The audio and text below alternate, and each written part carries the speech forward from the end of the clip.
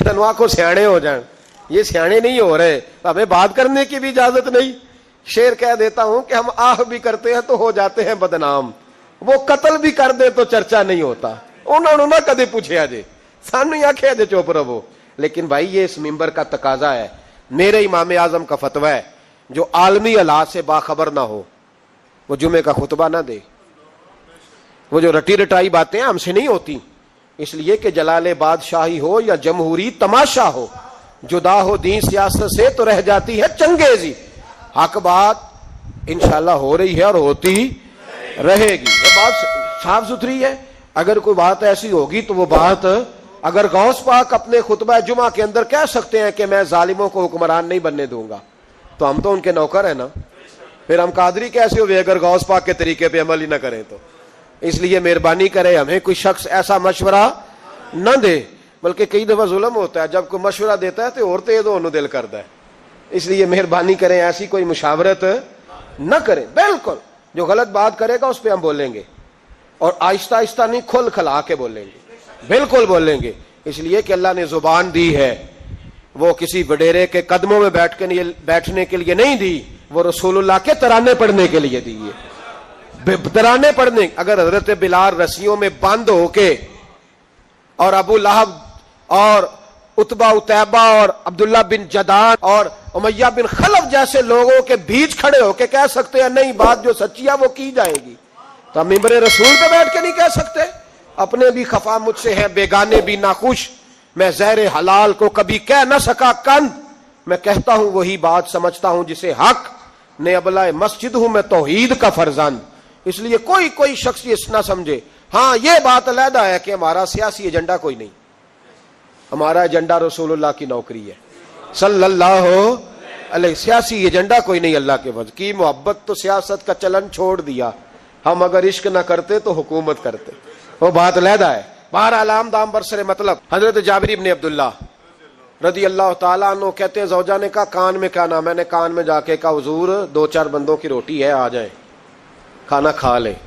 وہ والا رنگ نہیں تھا نا کہ لیڈروں کا کھانا اور کارکنوں کا کھانا، چلو اور گل کر لینے ہیں، پیران دی یخنی تے روٹیاں پہ ہو کے کہندے حضرت جی بیمار نے تے مرید لنگر کھانے دے شفا ہے، تے میں کہا تو بھی کھا مار تینوں بھی شفا ہو جائے گی، تو اپنے لیے اتنے چوری پکائی اندر، یہ رنگ وہاں نہیں تھا۔ میرے نبی پاک سید عالم صلی اللہ تعالی علیہ وسلم کے کان میں کہا حضور 4-5 بندوں کی روٹی ہے، حضور باہر نکلے خندق سے، باہر نکل کے فرمایا چلو بھائی سارے، جابر نے کھانا پکایا ہمارا۔ حضرت جابر کہتے میں نے دوڑ لگائی گھر آ گیا، اور میں نے کہا تجھے تیری مار ہوئے، حضور تو 1000 سے زیادہ بندہ لے کے آ رہے، تو کہتی تو نے کہا نہیں تھا نبی پاک سے 4-5 بندوں کا ہے۔ حضرت جابر کی زوجہ کا عقیدہ سنو، کہنے لگے میں نے تو کان میں کہا تھا، دوسرے نے سنا بھی نہیں، وہ تو حضور نے کہا سارے چلو، تو کہتے ہیں زوجہ مجھے تسلی دینے لگی، کہنے لگی بس پھر جو نبی آ رہے ہیں وہ انتظام بھی کرائیں گے، جو آ رہے ہیں وہ انتظام بھی کرائیں گے۔ کیا کہا مولانا حسن رضا نے، قلم توڑ دیے، کہنے لگے آج جو عیب کسی پر نہیں کھلنے دیتے، آج جو عیب کسی پر نہیں کھلنے دیتے، ارے کب وہ چاہیں گے میری حشر میں رسوائی ہو، دل میں ہو یاد تیری کوچائے تنہائی ہو، پھر تو خلوت میں عجب انجمن آرائی ہو۔ کہتے ہیں حضور آئے 1000 سے زیادہ کا لشکر لے کے، اور مجھے فرمانے لگے روٹیاں نہ پکانا، پہلے آٹا میرے پاس لاؤ، اور چولہے سے کھانا نہ اتارنا، مجھے لے جاؤ۔ کہتے ہیں میں نے سالن بھی پیش کیا، روٹیاں بھی، حضور نے تھوڑا سا لواب دہن آٹے میں ڈال دیا، لواب دہن، تھوڑا سا لواب دہن ہنڈیا میں ڈال دیا، فرمایا اب نکالتے جاؤ اور کھاتے جاؤ، میرا جھوٹا ہو گیا اب نکالتے جاؤ۔ حضرت جابر ابن عبداللہ کہتے ہیں 1400 بندے نے کھایا، ہمیں نہیں پتا روٹیاں کدھر سے آئیں، اتنی برکت ہوئی پتہ نہیں کدھر سے آئی، سالن پتہ نہیں کدھر سے آیا۔ کہتے ہیں سارے سیر ہو کے کھا لیا، تو فرمایا چلو بھی جاؤ جا کے کام کرو، مجھے فرمانے لگے اب تو بھی کھا، آ جا بچے بھی بلا۔ کہتے سب نے کھایا، حضور اٹھ کے جانے لگے تو فرمایا ذرا روٹیاں دیکھ پہلے زیادہ تھی کہ اب زیادہ ہے، ذرا دیکھنا سالن پہلے زیادہ تھا کہ اب زیادہ ہے، تو میں نے کہا نہیں حضور پہلے سے زیادہ ہے۔ میرے محبوب کے تبرک میں اتنی برکت ہے، تو حضور کے وجود سے جو چیز لگ جائے تو اسے قیمتی نہیں سمجھتا؟ کہاں بیٹھ کے دین پڑھا ہے؟ یہاں ہمیں سمجھا لے، یا پھر ہم تجھے سمجھائیں، صحیح تینوں سمجھائیے، تو صحیح کر کے سمجھائیے. ان لوگوں کو گمراہ کرتے ہو, اتنا غلط نظریہ, اس قدر غلط سو. میں نا غار ثور پہ چڑھنے لگا تو مجھے وہاں ایک نیچے صاحب مل گئے, کہنے لگے اتنے کی لین چلے ہو. میں کہا تینوں اسی اتوں بھی نہیں پوچھ کے آیا جدو کرو آئے ہیں, اتوں بھی نہیں تینوں پوچھنا بے لیا, تو غلط فہمی دا شکار ہے. کہنے لگا وہ تو حضور تو کام سے گئے تھے, آپ کو کیا کام ہے؟ میں کہ ایسے لئے ٹائم نہیں تیرے نال گل کرن دا, اس واسطے کہ سانو تے غار ثور پہ یاد آندی ہے. واپس آ گئے, عام آدمی تھا, خیر وہ کہیں سے آیا ہوا تھا, اردو بولتا تھا. تو میں ایک عمرہ کرنے کے لیے جارانہ سے واپس آیا تو طواف ہم کر رہے تھے, وہ بھی مجھے نظر آ گیا دوڑتا ہوا. میں انہوں باز مار لی, میں کیا حضرت حاجرہ تے پانیاں سے دوڑیا سان تے تو کا تو چھالا ماری پھردا ہے, او پیا ہی کولر تے جا پی آرام کر جا کے. کہندا نہیں انہاں دی ادا تے ادا کرنی ہے. تو میں کہ اگر تو حضرت حاجرہ دی ادا کرنی تے اسی حضرت ابوبکر صدیق دی ادا کرنی. عجیب آدمی ہے بھائی تو, عجیب بات ہے. لوگوں کا فلسفہ اپنا اپنا, اور پھر پکڑے ان کی اس بندے کو جو جواب نہ دے سکے. ایسا نہ کرو, یہ زیادتی ہے. امت کو اکٹھا کرو, اتفاق. یہ مجھ سے سوال کئی جمعے سے ہو رہا تھا. میں اصل میں نا ان موضوعات کو چھیڑتا نہیں, میری طبیعت اور ہے. لیکن کوئی بندہ یہ نہ سمجھے کہ ہمیں جواب نہیں آتا. یہ سوال اٹھا تھا, کوئی یہ نہ سمجھے کہ ہمیں جواب اللہ کے فضل سے, اللہ کے فضل سے. یہ قرآن مجید پڑھا ہے, یہ مسجد ہے, یہ جمعے کا دن ہے. ہم بات صرف وہ کرتے ہیں جس میں ضمیر اجازت دیتا ہے, اس لیے کہ سدا تو نہیں نہ رہنا. پتہ نہیں صبح اٹھ سو کے اٹھنا ہے کہ نہیں اٹھنا, تو قوم کو گمراہ کر کے دین کے نام پہ جانا کدھر ہے. اس لیے بھائی خیال ہوتا ہے کہ تم لوگوں کو خراب نہ کرو. ہم تو چاہتے ہیں امت اکٹھی ہو جائے, لیکن یہ ظلم کرتے ہو, جب چھیڑو گے کسی کو تو پھر تو اس کا حق بنتا ہے نا وہ بولے. تو چھیڑا جاتا ہے. تھوڑے دن ہوئے حضرت حلیمہ سعدیہ کا سارا گھر گرا دیا, بلڈوزر چلا دیا. کہنے لگے یہاں لوگ آتے ہیں تو شرک ہوتا ہے. اور میں نے کہا جہاں اللہ کریم نے توحید پھیلانے کے لیے رسول کو بھیجا, 4 سال جہاں نبی پاک رہے, وہاں کیسے شرک ہو سکتا ہے؟ کس طرح کی تو بات کرتا ہے. بہرحال جہاں میرے نبی پاک بیٹھ جائیں وہ جگہ برکت والی ہو جاتی ہے. اس جگہ کو چومنا مسلمان کا ایمان ہے, اس جگہ پہ سجدہ کرنا مسلمان کا ایمان ہے, اس جگہ بیٹھ کے تبرک حاصل کرنا یہ مسلمان کا. میں تو پہلی دفعہ ریاض الجنت میں داخل ہوا تو میرے ساتھی کہنے لگے کیا ہوا؟ میں کہا ادھر آؤ, لوکاں نو اگے جا کے ملنی, سانو ایتھے ہی لب گئی جے روضہ تم من ریاض الجنہ. 12 حدیث لکھی ہے, حضور نے فرمایا جو یہاں آ گیا وہ جنت میں آ گیا. یہ ہے ارض جنت, یہ طیبہ کی زمین ہے. جنت بھی یہی, مال کے جنت بھی یہی ہے.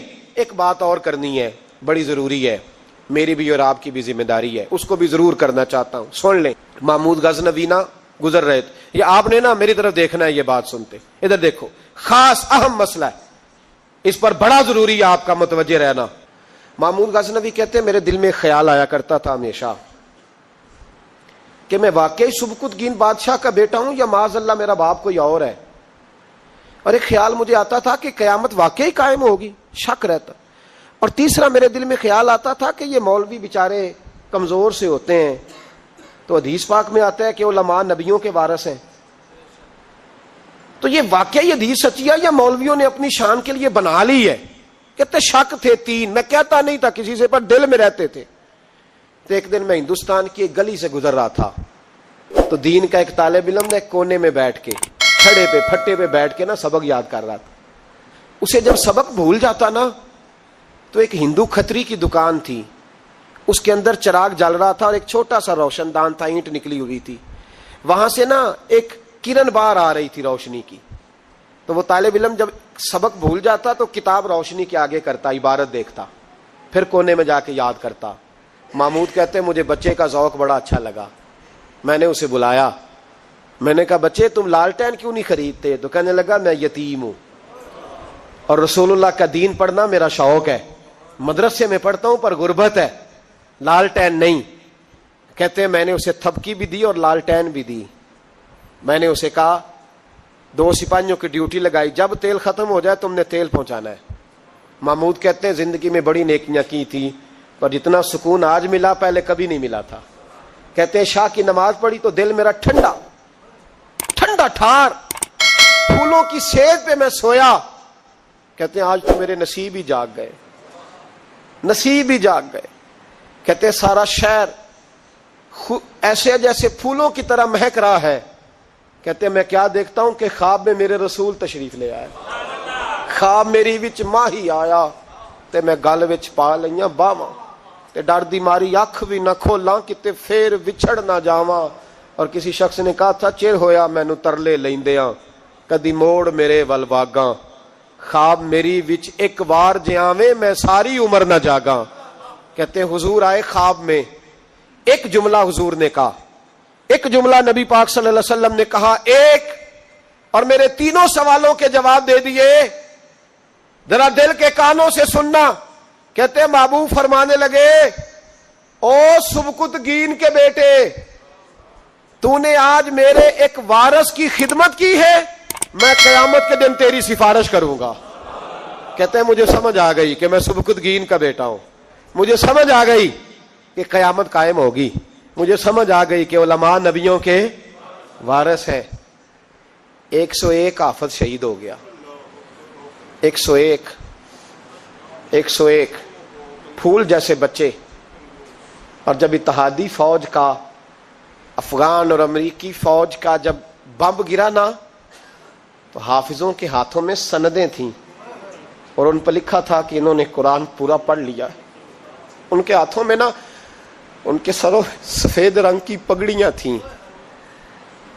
خبر یہ تھی کہ یہ آج رسول اللہ کے دین کے قرآن کے حافظ ہو گئے. نہ کسی نے کوئی ملی ترانہ پڑھا ہے, نہ بریکنگ نیوز رہی ہے. پشاور میں ایک سکول پہ حملہ ہوا تھا, وہ بھی پٹھانوں کے بچے تھے, یہ بھی پٹھانوں کے. فرق کیا ہے؟ میں مدرسے کا طالب علم ہوں, مجھے آج بتائے سارا معاشرہ کہ اگر میتھمیٹک پڑھنے والے مدرسے پہ حملہ ہو تو ملی ترانے بنے اور میڈیا چیخے, فوج حرکت میں آئے, اور اگر قرآن پڑھنے والا 101 شہید ہو جائے تو کوئی پرواہ نہیں. میں نے پرسوں کہا تھا کسی کا ایک شعر, میں نے وہ کہا تھا بھیج خدا عیسیٰ کو اب نازل کر دے مہندی کو, بھیج خدا عیسیٰ کو اب نازل کر دے مہندی کو. آ دیکھ دجال آزاد ہوئے اور پھولوں کے کیا حال ہوئے. کوئی نہیں بولا. 17 جنازے کشمیر کے ایک دن اٹھے ہیں, 17. امریکہ کا کتا بھی مر جائے تو اسلامی ملکوں کے وزیر اعظم پہنچ جاتے ہیں کہ وہ کہیں دہشت گردوں نے تو نہیں مار دیا. مجھے کو بتائے تو صحیح, کشمیری دہشت گرد ہے, افغانستان والے دہشت گرد ہیں, سب سے بڑا دہشت گرد وہ ہے جس نے قرآن پڑھنے والوں پہ حملہ کیا ہے. اور مجھے شکوہ ہے اپنے میڈیا سے بھی, مجھے شکوہ ہے ان سب اداروں سے جو اس کو, ہم نے بڑا احتجاج کیا تھا, تڑپ کر بولے تھے ہم جب بچوں پہ حملہ ہوا. میری ریکارڈنگ آپ اٹھا کے دیکھیں, اتنی سخت تقریر شاید ہم نے کبھی نہ کی ہو. لیکن حافظ اگر کٹ جائیں تو کوئی پرواہ نہیں, حافظ اگر کٹ جائیں تو کوئی پرواہ نہیں. یہ بچے ہمارے پاس قرآن مجید یاد کرتے ہیں, ہم سے کوئی پوچھے ان کا درد کیا ہے, ہم سے کوئی پوچھے ان کی تکلیف کیا ہے. وہ حافظ جتنے 4 سال لگا کے ایک ٹانگ پہ بیٹھ کے پورا قرآن یاد کیا, ایک ٹانگ پہ, اور جس دن اس کا مکمل ہوا تو ہم نے بمب سے اس کی بوٹیاں بکھیر دیں. امریکہ ٹوٹنے والا ہے, لیکن ہمیں اس کے ٹوٹنے سے زیادہ افسوس نہیں, ہمیں ان پہ زیادہ افسوس ہے جو ظالم اس کے اتحادی بنے ہوئے ہیں, جو مسلمان کہلا کے اس کے اتحادی بنے ہوئے ہیں. تو ہم نے رسول اللہ کو منہ دکھانا ہے. یاد رکھنا یہ طالب علم میرے نبی کے دین کے وارث ہیں. حضور نے فرمایا ہے 70 آدمی ساری رات کھڑے رہ کے عبادت کریں, ایک عالم عشاء پڑھ کے سوئے, فجر کے وقت اٹھے, پھر بھی اللہ رسول کی نظر میں عالم کی زیادہ قدر ہے. امریکہ کو خدشہ ہے علماء سے, وہ ڈرتا ہے رسول اللہ کا نام لینے والوں سے, لیکن ہم انہیں بتائیں گے. میں نے تہیہ کیا ہے, میں ایک چھوٹا آدمی ہوں, پر میں نے تہیہ کیا ہے ذاتی طور پر کہ اگر ہم 40 بچوں کو قرآن مجید یاد کراتے تھے تو اب ہم 100 بچوں کو کرائیں گے. جو 100 کو کراتا تھا اب 200 کو کرائے گا انشاءاللہ تعالی. ان ایک ایک بچوں کی شہادت کے عوض ہم سینکڑوں بچوں کو قرآن مجید یاد کرائیں گے, اور تمہیں بتائیں گے یہ مصطفیٰ کا دین ہے. اسلام کی فطرت میں قدرت نے لچک دی ہے, اتنا ہی یہ ابھرے گا جتنا کہ دبا دو گے. یہ مدارس پہلے بھی حکومتیں نہیں چلاتی, یہ رسول اللہ کے نوکر چلاتے ہیں, اور انشاءاللہ یہ چلتے رہیں گے, یہ مہکتے رہیں گے, یہ پھولتے رہیں گے, اور یہی چراغ جلے گا تو روشنی ہوگی. آخر دعوانا ان الحمدللہ.